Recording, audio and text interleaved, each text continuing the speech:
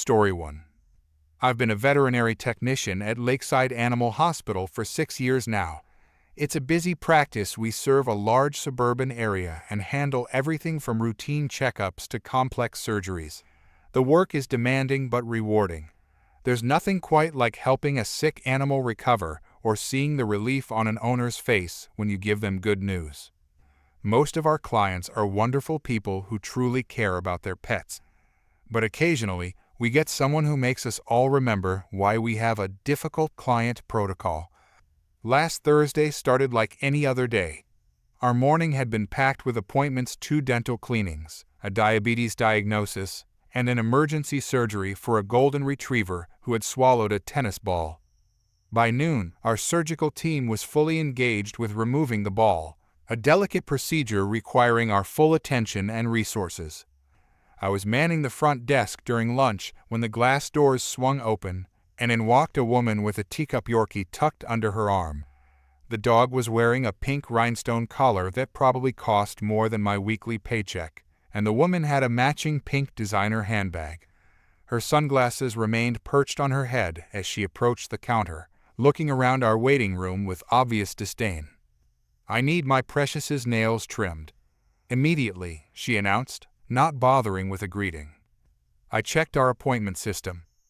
"I don't see an appointment for today. Did you call ahead?" She scoffed. "I don't need an appointment for a nail trim. It takes 5 minutes." I explained our policy as politely as possible. We actually do require appointments for all services, including nail trims. It helps us manage our schedule and reduces wait times for all clients. "That's ridiculous. I've been coming here for years, and I've never had a problem getting Precious's nails done on the spot." This was demonstrably false. I'd never seen this woman before, and our policy had been in place since before I started working there. "I apologize for any confusion, but we do need an appointment. I'd be happy to check when our next available slot is." I turned to my computer. "No, you don't understand. I need it done now. I have a photo shoot with Precious this afternoon for her Instagram page, and her nails need to be perfect." I glanced at the dog, who looked perfectly groomed in every way, including her nails, which had pink polish on them. "I understand this is important to you, but we currently have an emergency surgery in progress, and our technicians are assisting with that. The earliest I could get you in would be tomorrow morning at 9 a.m. Her face flushed with anger. "An emergency? For a dog? Precious is practically a celebrity. She has 15,000 followers. Do you know how much sponsorship money I'll lose if I have to cancel this photo shoot?" "Ma'am, the emergency is a dog who could die without immediate surgery. I'm sorry, but that takes priority over a nail trim." She slammed her hand on the counter, causing Precious to squirm uncomfortably in her grip. "This is outrageous. I want to speak to the veterinarian right now." "Dr. Miller is currently in surgery. That's what I've been trying to explain." "Well, get someone else then. There must be other people working here. Our hospital has 3 veterinarians, but that day, one was out sick, and the other was handling outpatient appointments and was currently with another patient. Our other available vet is with a patient. If you'd like to wait, I can see if one of our technicians might be able to help you between appointments, but I can't promise anything." She looked around the waiting room, which had a couple of other clients sitting patiently with their pets, including an elderly man with a cat carrier who had been waiting for his cat's diabetes checkup. "Why are these people here? Are they all before me too?" "They have scheduled appointments, yes." That's when she lost it completely. "This is discrimination. You're trying to tell me that these regular pets are more important than Precious. Do you know who I am?" Honestly, I had no idea who she was, and I doubted anyone else in the room did either. "Ma'am, we don't prioritize based on the pet or the owner. We schedule appointments and handle emergencies as they come in. That's our policy." "Your policy is garbage. Fine, if you won't help me, I'll show you what happens when you disrespect a client like me." Before I could react, she set Precious down on the floor and unclipped her leash. "Go on, Precious, run free. Maybe now they'll pay attention to us."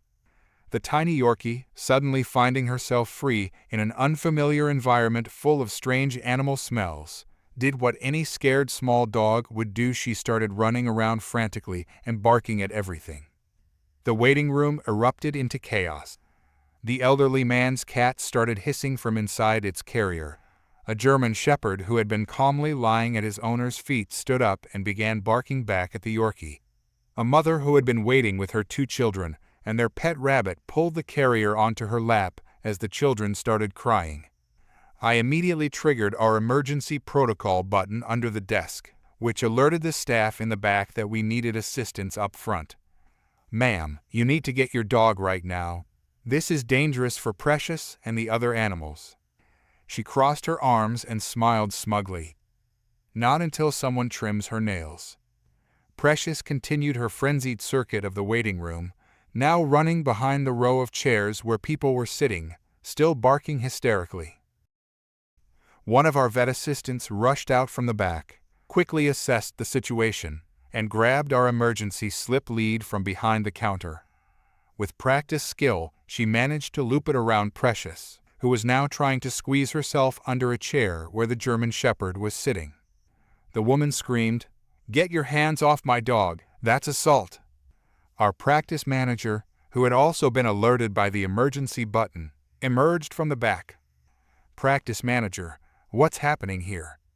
I quickly explained the situation while the vet assistant held the still barking Precious. The woman pointed at me. "Your receptionist refused to provide service for my dog. This is completely unacceptable." Practice manager, "Ma'am, from what I understand, you came in without an appointment and then deliberately released your dog in our waiting room, putting both your pet and others at risk. Is that correct?" Woman, "I shouldn't need an appointment for a simple nail trim. This is ridiculous." Practice manager, "Regardless of your opinion on our appointment policy, releasing your dog was dangerous and irresponsible. I'm going to have to ask you to leave." Woman, "Not without my dog." Practice manager, "Of course. But before you go, I need to inform you that you are no longer welcome at this practice. We'll be transferring your records to another veterinary hospital of your choice." Woman, "You can't ban me. That's illegal."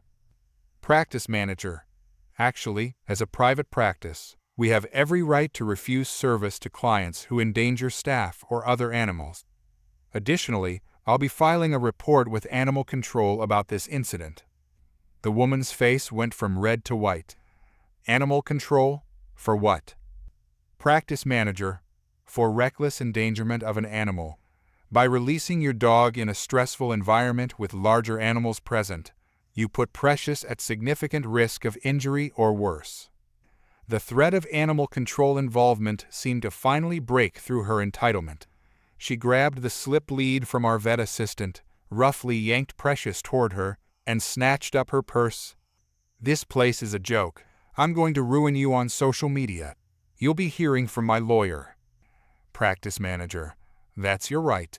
Please don't come back." She stormed out, practically dragging poor Precious behind her. Once she was gone, our team quickly worked to calm the other pets and clients. The practice manager personally apologized to everyone in the waiting room and offered discounted services for their patients during the disruption. Later that afternoon, we did indeed file a report with animal control. We included our waiting room security footage that clearly showed her deliberately releasing her dog and refusing to retrieve her. While nothing major came of it, Precious wasn't physically harmed. It did establish a record of her behavior.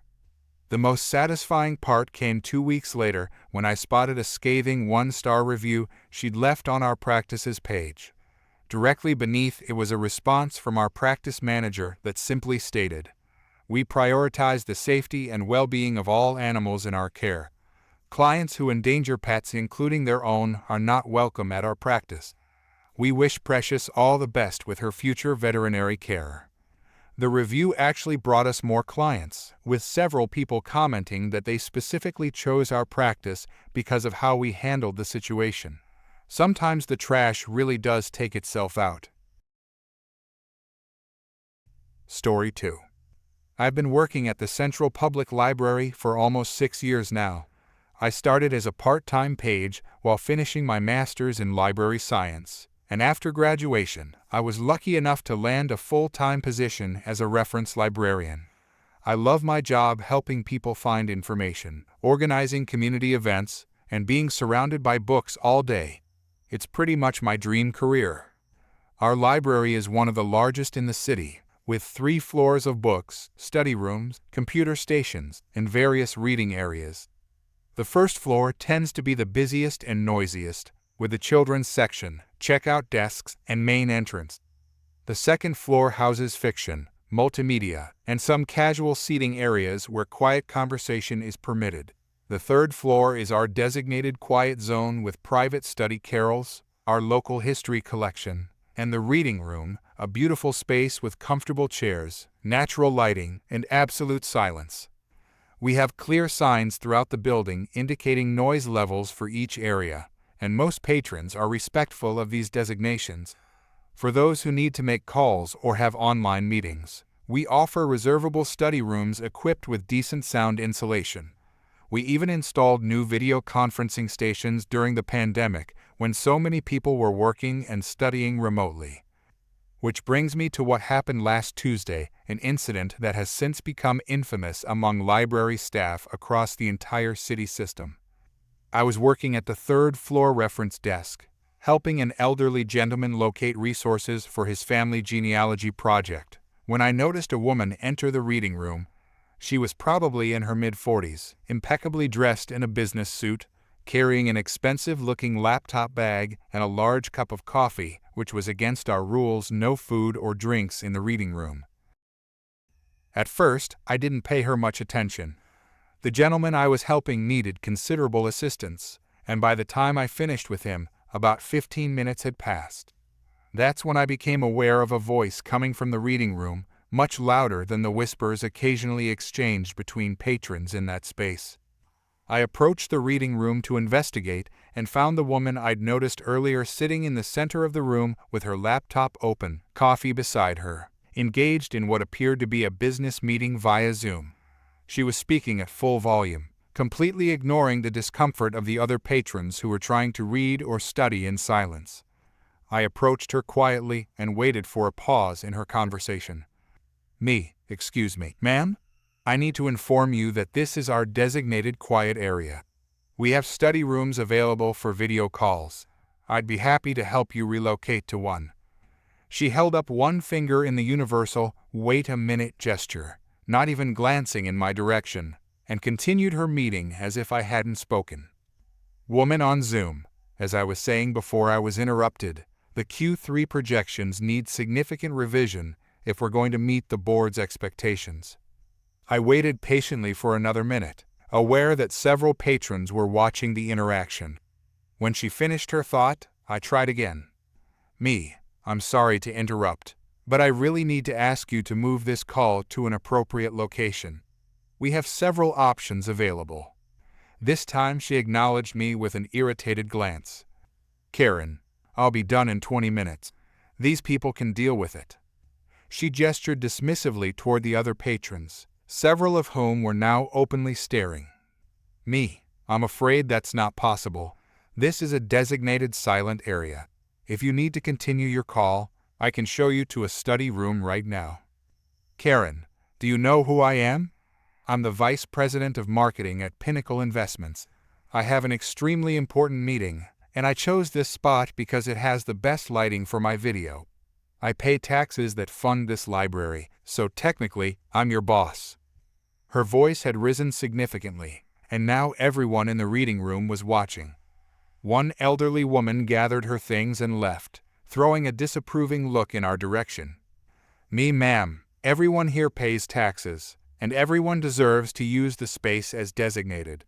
Please lower your voice or move to an appropriate area for calls.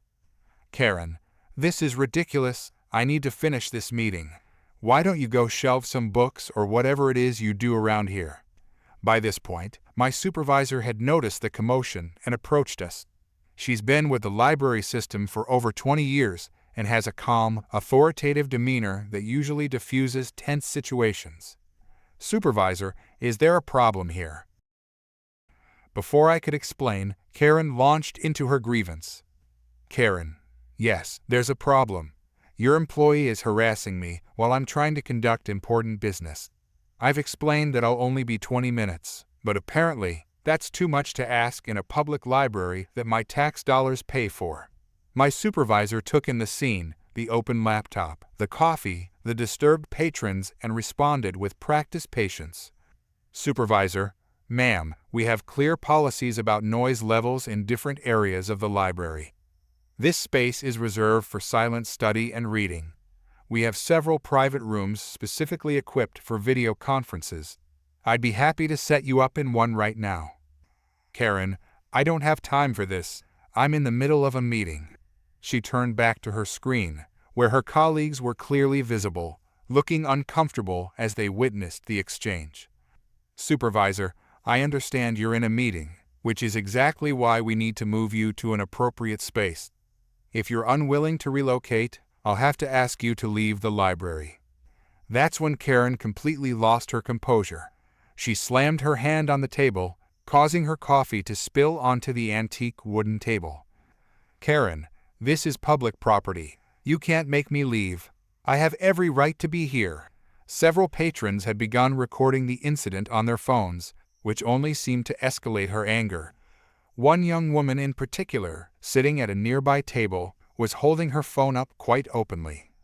Karen noticed and swiveled toward her. Karen, are you recording me? That's a violation of my privacy.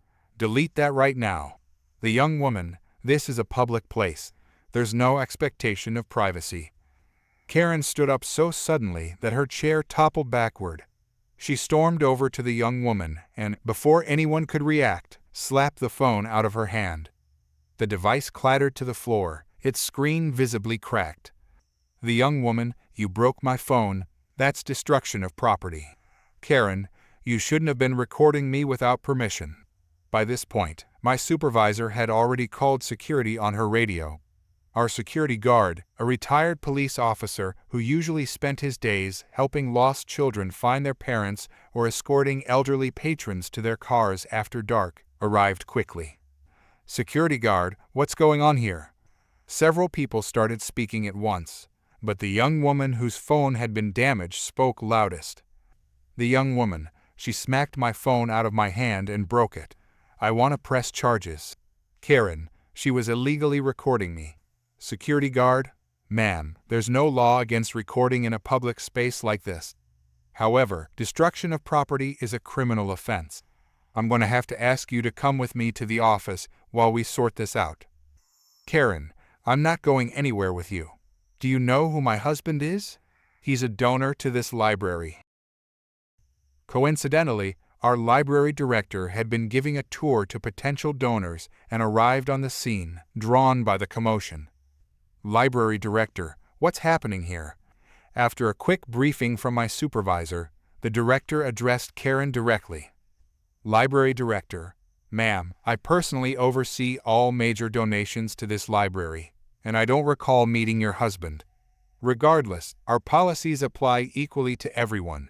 You've disrupted our quiet space, damaged library property with spilled coffee, and allegedly damaged another patron's property.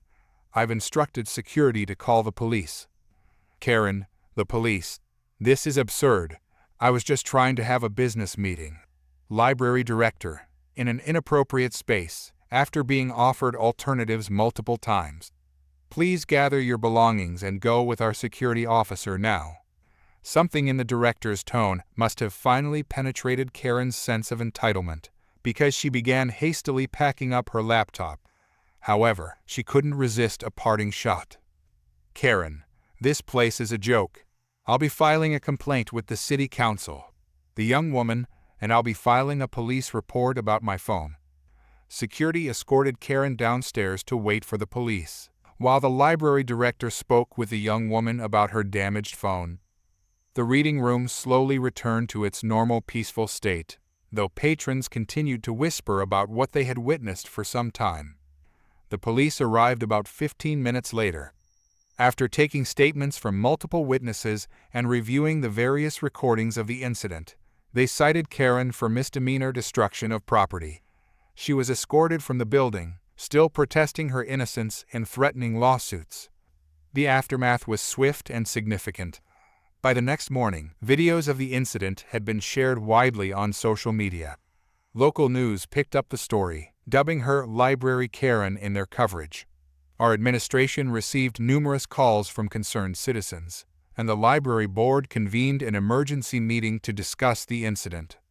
3 days later, the library system announced a new policy. Any patron who physically confronts another patron or damages property would be banned from all branches in the city library system. Karen was the first person to receive this ban, which would remain in effect for 3 years. The young woman whose phone was damaged received an unexpected windfall when an anonymous donor offered to replace her device. Rumors suggested it was a genuine library supporter who wanted to counteract the negative publicity. As for me, I gained a new appreciation for our security protocols and the importance of de-escalation training. We now have clearer signage about recording policies and noise levels throughout the building, and I've been asked to help develop a staff training module about handling confrontational patrons. The most surprising postscript came about a month after the incident, when I received an email from someone claiming to be Karen's daughter. She apologized profusely for her mother's behavior, explaining that she had been under tremendous stress at work and was going through a difficult divorce. The daughter, a college student studying library science, was mortified that her mother had behaved this way in a library of all places. I responded kindly, suggesting some resources that might help her mother and assuring her that although the ban remained in effect, we would welcome her mother back after the 3 years if she was ready to respect library policies. Libraries have always been more than just repositories for books. They're community spaces where all kinds of people come together to learn, work, and connect. Sometimes that means dealing with challenging behavior, but incidents like this one remind us why maintaining these shared spaces is so important. For every Karen who disrupts the peace, there are hundreds of patrons who value and respect what libraries represent: equal access to knowledge and resources for everyone. Story 3. I never thought I'd become internet famous because of my farmer's market stall, but life is full of surprises. 3 years ago, I quit my office job to follow my passion for baking. The corporate world had drained my soul for too long, and I couldn't take another day of fluorescent lighting and passive-aggressive emails. My grandmother had taught me how to bake when I was just a kid. We spent countless weekends mixing dough and decorating cookies. When she passed away, she left me her recipe book filled with handwritten notes and family secrets. Those recipes became my escape during stressful work weeks, and eventually, my ticket to freedom. Starting a small bakery business wasn't easy. I converted half my apartment into a baking space, woke up at 4 a.m. to prepare fresh goods, and spent my weekends at the local farmer's market. The first few months were tough, barely breaking even, questioning my decision, and missing the security of a regular paycheck. But slowly, I built a loyal customer base who appreciated my traditional recipes with modern twists. That's how I ended up with a regular stall at the Sunday farmer's market downtown. My neighbors were other small business owners: the fruit lady who grew everything herself on a small farm outside town, the cheese guy who made the most amazing goat cheese, and the coffee roaster whose espresso kept us all functioning during the early morning setup. We formed a tight community, helping each other out and watching each other's stalls during bathroom breaks. That's why when the incident happened, it wasn't just about me, it was about all of us. It was a busy Sunday morning in early summer. The market was packed with people enjoying the perfect weather, and my cinnamon rolls had already sold out. I was rearranging my display of lemon bars when I noticed her. A woman in her mid-40s with an expensive-looking handbag and oversized sunglasses was moving systematically from stall to stall. At first, I didn't think much of it, just another customer browsing around. But then I noticed something odd. She wasn't just looking, she was eating. A lot. At the fruit stall, she picked up a strawberry and popped it in her mouth. Then another, and another. The fruit lady was busy with other customers and didn't notice. The woman then moved to the cheese stall, sampling multiple pieces without buying anything. By the time she reached my stall, she had a small basket filled with various items from around the market, none of which seemed to be paid for.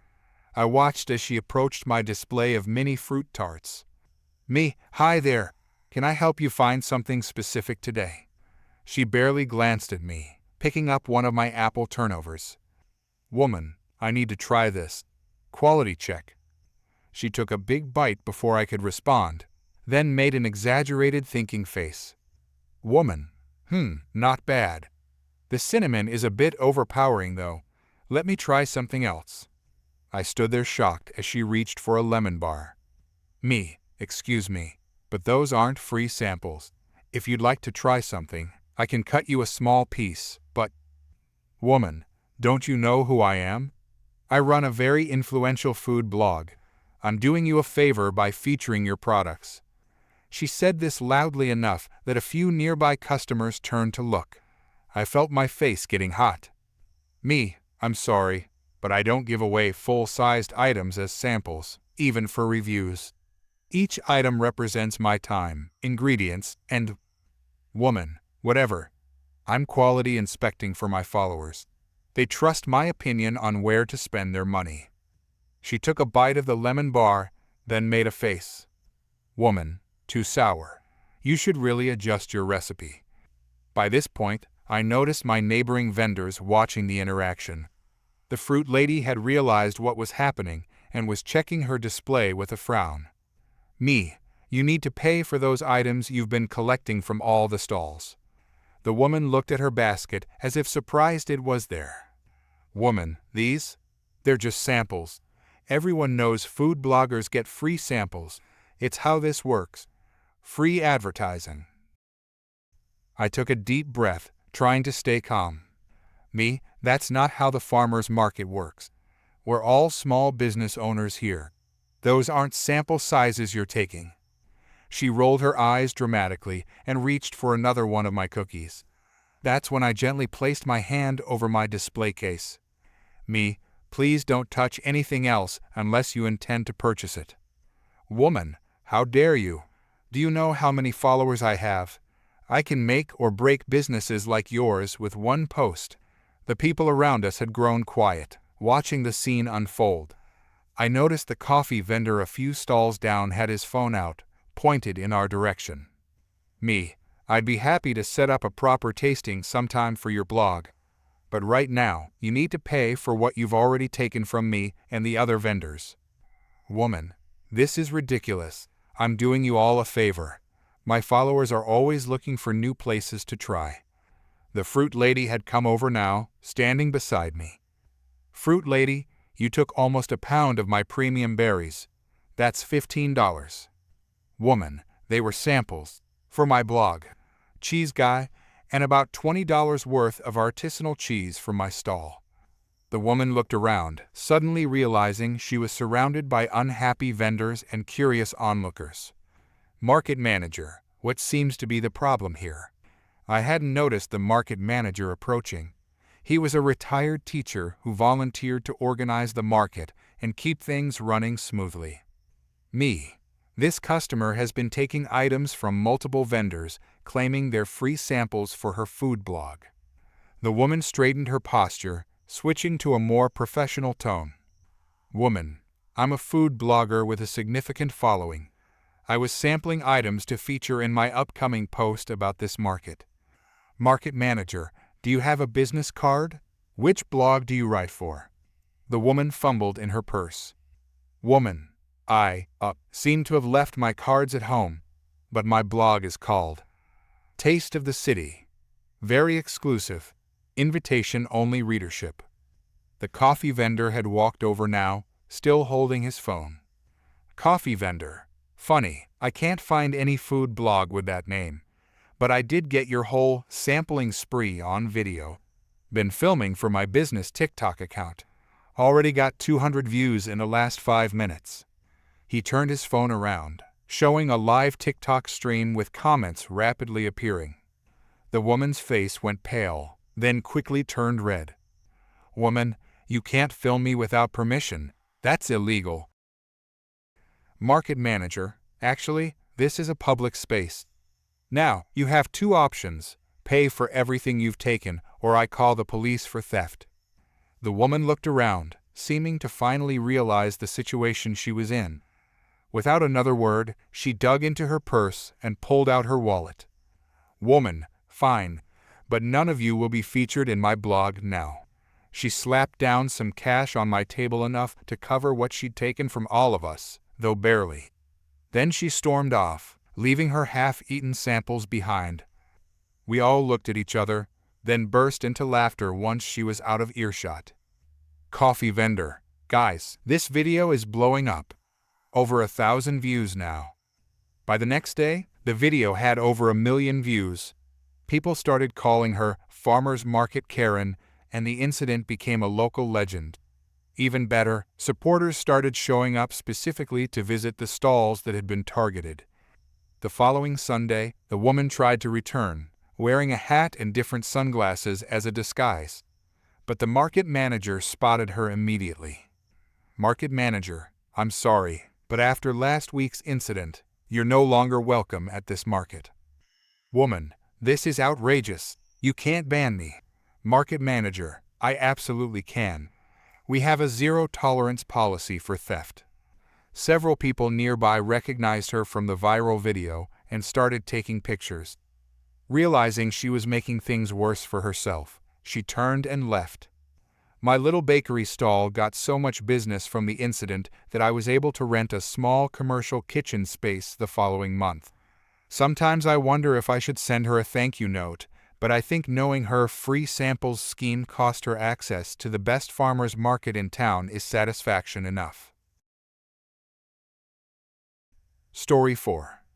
I never thought my part-time job at Sunshine Smoothies would turn me into a local hero, but that's exactly what happened last Tuesday. I've been working there for about 8 months now, trying to save up money for college while taking classes at the community college. Most days are pretty routine, blending fruits, cleaning blenders, and dealing with the occasional indecisive customer. Our shop prides itself on healthy, natural ingredients. We don't use ice cream, frozen yogurt, or artificial sweeteners in our smoothies, which is clearly stated on our menu board. Most customers come specifically for this reason. They want something nutritious rather than a dessert disguised as a health drink. That particular Tuesday started like any other. The morning rush had died down, and I was restocking the fruit in the refrigerator when the bell above the door chimed. I looked up to see a middle-aged woman wearing designer workout clothes and oversized sunglasses perched on her head. She was talking loudly on her phone as she approached the counter. "Me, good morning. Welcome to Sunshine Smoothies. What can I make for you today?" She held up a finger to shush me while continuing her phone conversation. After about 30 seconds of ignoring me while complaining to someone about her yoga instructor, she finally ended the call with an exasperated sigh. "Karen, finally, some peace. These people just don't know when to stop talking." The irony was apparently lost on her. She squinted up at our menu board. "Karen, I want something sweet, like a dessert, but I'm on a diet, so make it healthy." "Me, our Berry Blast is pretty popular. It has strawberries, blueberries, bananas, and a touch of honey." "Karen, fine, make that, but I want it extra sweet." "Me, I can add a little extra honey, but we don't use artificial sweeteners or sugar here." "Karen, whatever, just make it good." I smiled and rang up her order, then turned to make her smoothie. I carefully measured the ingredients, added a bit more honey as requested, and blended it to the perfect consistency. The vibrant purple drink looked delicious as I poured it into a cup and handed it to her. Karen took a sip, then immediately made a face like she'd tasted something rotten. "Karen, what is this? It tastes like fruit." "Me, yes, it's a berry smoothie made with fresh fruit." "Karen, it's not sweet enough. Remake it." I apologized and took the cup back. This time, I added significantly more honey, almost double the normal amount. I handed her the new smoothie, hoping this would satisfy her. She took another sip, and the disgusted expression returned. Karen, no, this is still terrible. It tastes too healthy. My coworker, who was wiping down tables nearby, shot me a sympathetic look. We occasionally got customers like this, people who wanted the idea of a healthy smoothie, but actually wanted something that tasted like a milkshake. Me, ma'am, all of our smoothies are made with fresh fruit and natural ingredients. That's our specialty. If you'd prefer something sweeter, maybe I could recommend another shop that uses different ingredients. Karen, are you trying to get rid of me? I paid good money for this smoothie, and I expect it to taste good. Me, I understand. What if I try adding some apple juice to sweeten it up? Karen, fine, but make it actually taste good this time. I made a third smoothie, this time with apple juice as the base instead of our usual splash of water. It was definitely much sweeter, almost too sweet for my taste, but surely this would satisfy her.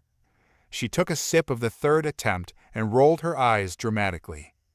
Karen, now it's too watery. Don't you know how to make a proper smoothie? By this point, a small line had formed behind her, and other customers were beginning to look annoyed. My manager, who had been in the back office doing inventory, came out to see what the commotion was about. Manager, is there a problem here? Karen, yes. Your employee doesn't know how to make a decent smoothie. It's either too healthy tasting or too watery. My manager, who has years of customer service experience, nodded understandingly. Manager, I'm sorry to hear that. Let me try something special for you. She took over and made a fourth smoothie, this time using coconut milk as the base and adding a frozen banana, which makes the texture creamier. It was one of our premium recipes that cost a few dollars more, but she didn't charge the customer for the upgrade. Karen took a sip of this fourth creation and paused, seemingly considering whether to approve. For a moment, I thought we'd finally succeeded. Karen, it's better, but still not good. I want a full refund and a new one.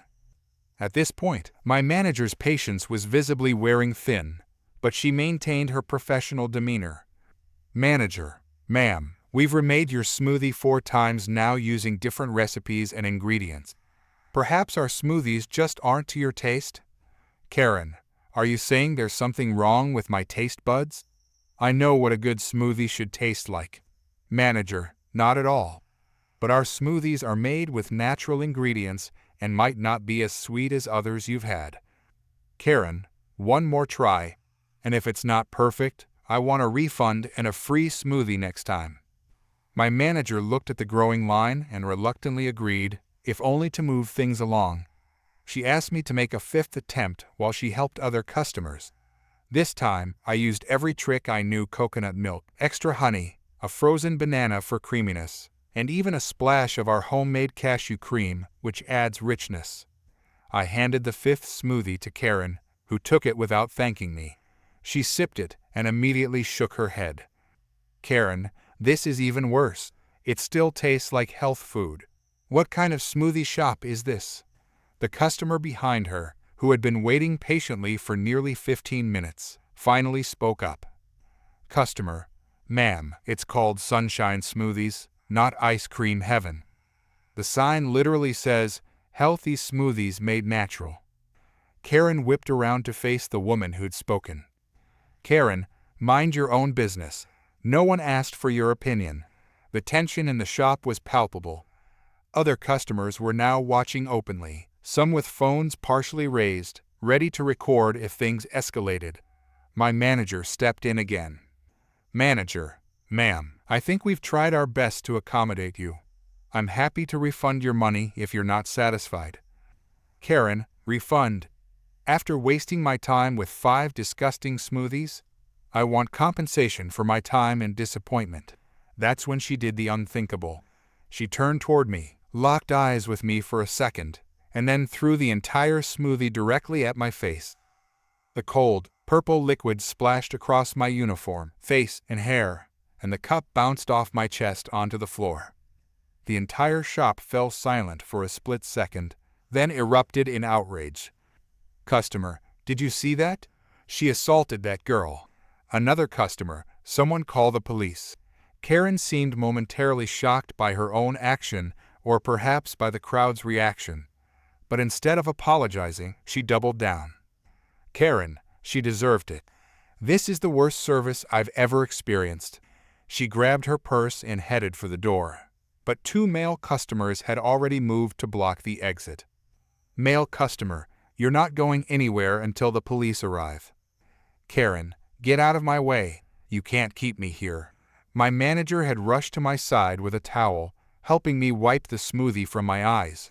I was more shocked than hurt, but the sticky liquid was everywhere. A regular customer who I knew was a nurse came over to make sure I was okay. Nurse customer, are you all right?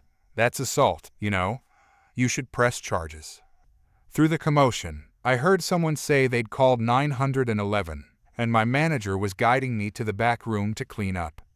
Before the door closed behind us, I heard Karen screaming at the customers blocking her exit, threatening to sue them all for false imprisonment and the shop for emotional distress. The police arrived about 10 minutes later. By then, I had changed into a spare uniform we kept in the back and given my statement to my manager. When I came back out, an officer was interviewing customers, several of whom had recorded the incident on their phones. Karen was sitting on a chair in the corner, her previous rage replaced by a performance of victimhood, as she explained to another officer how she had been provoked and treated unfairly. The officer didn't seem convinced, especially as customer after customer stepped forward to contradict her story. Officer, ma'am, we have multiple witnesses and video evidence that you assaulted an employee by throwing a drink at her. You're being charged with assault and disorderly conduct. Karen, this is outrageous. I want to speak to your supervisor. The phrase, so common among entitled customers, elicited eye rolls from everyone in the shop. The officers escorted her out in handcuffs, reading her rights as she continued to protest her innocence. The aftermath was unexpected. My manager insisted I take the rest of the day off with pay. Customers left generous tips and words of encouragement. By that evening, videos of the incident had spread across local social media groups, and our shop was flooded with supportive messages. The next day, a local news station contacted us for an interview about smoothie rage and customer entitlement. I declined to appear on camera, but my manager used the opportunity to thank the community for their support. As for Karen, she was released on bail and ordered to attend anger management classes. She was also permanently banned from our shop. Unfortunately for her, someone in one of the local Facebook groups recognized her from the videos and shared her identity. While I don't condone doxing, it was somewhat satisfying to learn she was a real estate agent whose pristine online reputation took a significant hit after the incident. The strangest part of the whole experience was returning to work 2 days later to find a line out the door. People had come specifically to support the shop after hearing about the incident. We introduced a new smoothie called the Purple Rage Berry Blast with coconut milk and cashew cream, with a portion of proceeds going to a local charity that supports service workers. It's now our bestseller. Sometimes, when I'm making that purple smoothie, I think about how one person's terrible behavior led to so much community support. I still don't love having smoothies thrown at me, but at least there was a sweet ending to the whole sticky situation.